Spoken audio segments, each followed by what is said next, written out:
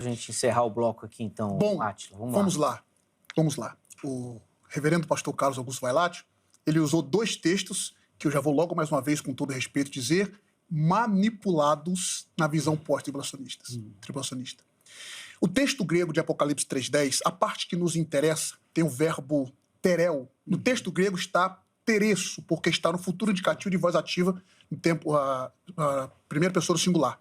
A expressão completa ali é cagou se teresso é que tesroras tu perasmu. Cagou é uma contração da conjunção cai do pronome primeira pessoa do singular. Cagou.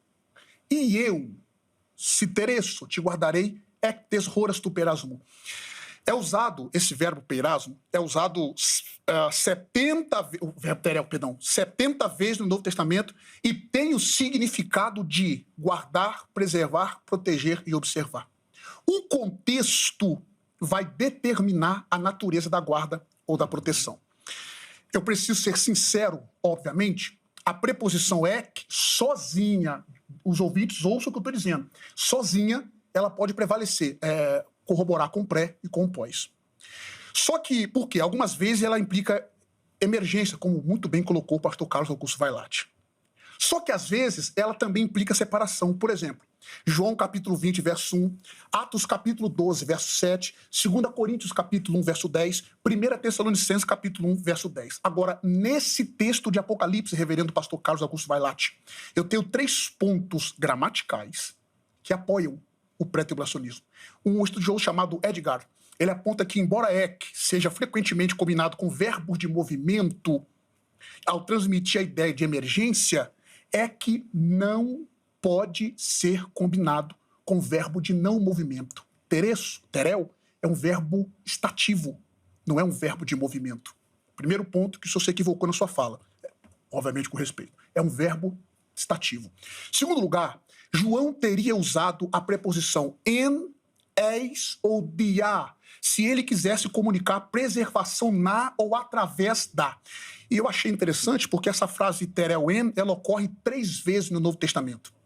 Em Atos capítulo 12, verso 5, diz assim, ó, Pedro era guardado na prisão. A expressão ali é Petros etereito ente philake. A expressão etéreto está com aumentativo ali, com aumento, está no imperfeito.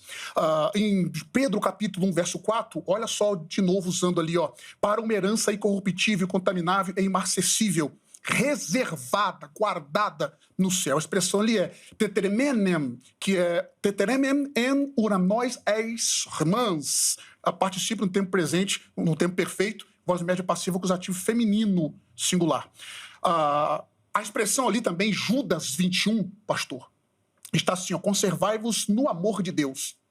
A expressão ali é realtus en agape teu teressate, está no auristo imperfeito de voz ativa. Terel en, guardar na, não pode ter o mesmo significado de terel ek. Agora, 40 segundos. João capítulo 17, verso 15 é um problema para o senhor, porque o senhor manipulou o texto. Olha, o texto diz assim, ó, não rogo que os tire, hares, o verbo subjuntivo ativo, ek, do mundo, mas que os guarde, teresses, de o maligno. A expressão ali não é do diabo, não é do mal, mas do maligno. O adjetivo poneru ali é maligno. A expressão grega ali é uk erotor rina ares autu ectus cosmo al, que entra na segunda causa. A preposição, a conjunção adversativa al, rina teresses autus ectu poneru. A parte B está em contraste com a parte A, como indicado pela conjunção alá, que é uma adversativa, que inicia a segunda cláusula. Ser guardado do maligno é preservação de uma posição externa, não é guardar no maligno. Eu gostaria que o senhor apresentasse um texto, que é a preposição ek, Para encerrar, que a preposição ek significa guardar em, sendo usada com verbo transitivo. Só isso. Então tá contraponto. Nós vamos ter que fazer outro debate, gente.